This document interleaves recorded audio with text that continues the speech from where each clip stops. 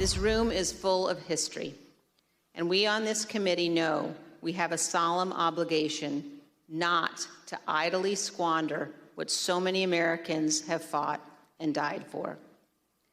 Ronald Reagan's great ally, Margaret Thatcher, said this: "Let it never be said that the dedication of those who love freedom is less than the determination of those who would destroy it." Vice Chair Liz Cheney underscoring what is at stake for the committee's investigation. You know we have got to talk about this historic moment with celebrated author and presidential historian Michael Beschloss. His latest book, in a bookshelf full of work, I mean, every time he's here, I'm just honored to speak to him, is Presidents of War. Michael, I so wanted you to join us tonight because we keep talking about, what did voters hear? What did America hear? But I want to know everything you heard tonight. What's going to be in the history books? Well, I think, and honored always to be with you, Stephanie. Thank you for asking me. Here's a case where at the beginning of these hearings, not long ago, a lot of Americans thought that this was sort of a spontaneous uprising on Capitol Hill. And Donald Trump may have given a speech that stimulated this, but this was sort of a spontaneous mass event. Now, after really just a fairly small number of hearings, we're at the point where I think most Americans who've seen them and heard about them realize that this was a planned event with Donald Trump at the center, having pulled a lot of the strings, may involve not only an attack on our Congress and our democracy, but in terms of what we're learning this week about the Secret Service, I never thought I'd even be saying something like this, Stephanie. The possibility that this could have involved assassination plots against Vice President Pence and Speaker Pelosi and other congressional leaders, for instance, who put that gallows up, who started the chanting, "Hang Mike Pence," looks an awful lot more orchestrated than it did before these hearings. And the point I'm making is that this comes less out of American history than out of the authoritarian history of the world. Adolf Hitler in the 1920s, 1923, staged the Beer Hall Putsch, tried to overthrow the government of Germany, almost succeeded. 1933, the burning of the German parliament. What is this beginning to sound like?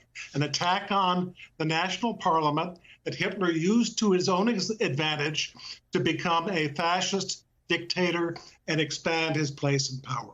This is the way that people like that gain power and expand it, and that really is the way of understanding this, I think. The former guy went after Mike Pence, and then when the rioters came, they weren't shouting Pence as a punk. They were shouting, "Hang Mike Pence." During the hearing, Congresswoman Luria said that the chief White House photographer, she was asked to stop taking pictures of the president in the dining room for the archives. Right. Give us historical perspective, right? Put it into context. What was this like for, let's say, Richard Nixon? Well, Richard Nixon looks like an angelic cherub compared to everything that we're learning about Donald Trump. He certainly violated the Constitution. He certainly deserved to be driven out of office. And I don't even think that Gerald Ford should have pardoned him, because that told people like Donald Trump, you can abuse power in the presidency and you can get away with it forever. But put all the presidents of the United States except for Trump in one category, put Donald Trump in the other category. Category number two is all those presidents who tried to destroy our democracy and steal an election in order to stay illegally in power.